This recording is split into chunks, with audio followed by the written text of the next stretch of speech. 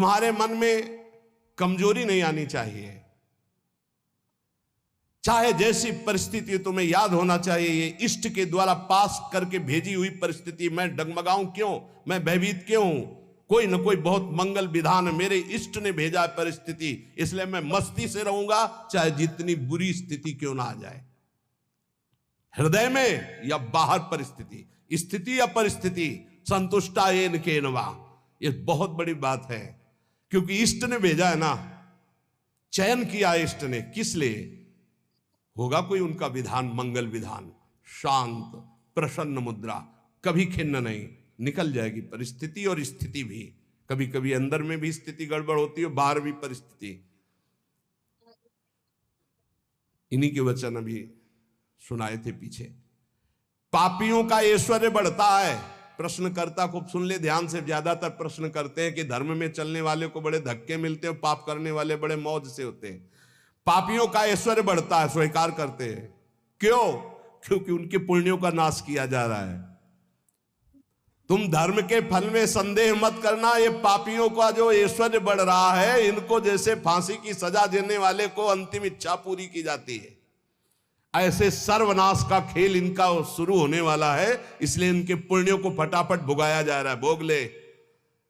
हम तो अपनी भाषा में कहते थे एकांतिक में कि गए जैसे चार आदमी दो हाथ पकड़ के, दो पैर पकड़ के ले जा रहा है। आप कह रहे धन्य है, ना लिफ्ट से जा रहा है, ना पैदल जा रहा है, चार आदमी की गोद में जा रहा है, 8वीं मंजिल पर ले जाए, धन्य है उसका। धन्य नहीं है, ऊपर जाके पटकने जा रहे हैं नीचे।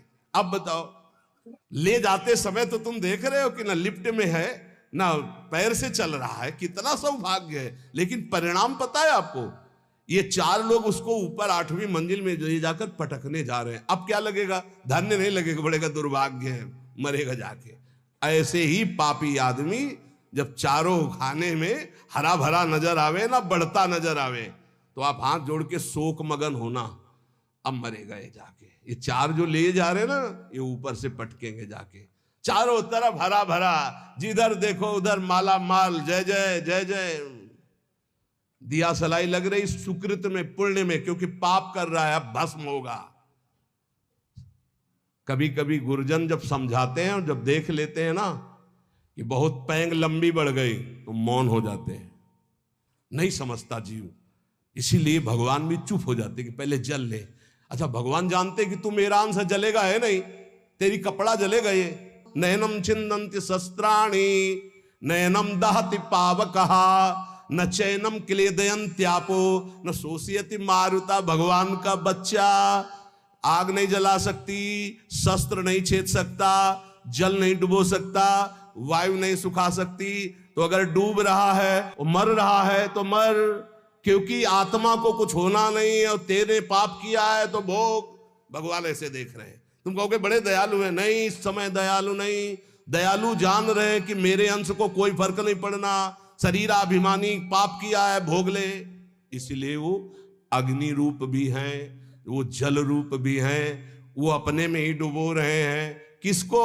अपने आप को। तुम्हें क्या फर्क पड़ रहा है? कुछ नहीं। हमारी भाषा समझ लो। कहें भगवान अब कहां गया, क्यों नहीं बचाया इनको, क्यों बचाए?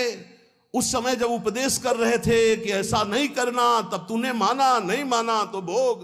तो बोले दया क्यों नहीं है? दया इसलिए नहीं कि असली वाले को जलन नहीं होगी और नकली वाला बचेगा नहीं। क्या? ये नकली है, यही जलेगा। असली जो भगवान का अंश है उसमें कोई ताप नहीं लगता। तो इसलिए भगवान शरीर, जैसे ये कपड़ा जल जाए तो अपने को क्या फर्क पड़ेगा, हम तो बच गए। बोले बड़ी कृपा, हम बच गए, कपड़ा जल गया। ऐसे ही कपड़ा जलता है, हम बिल्कुल नहीं जनते, हमें न कोई शस्त्र छेद सकता है, ना अग्नि। तो ये जब भगवान का अंश जीव है, भगवान ये जानते, इसलिए दया नहीं करते। अब कोई सही ढंग से चले और फिर उसके कपड़े में भी खरोच आने की बात होगी तो भगवान नहीं आने देंगे।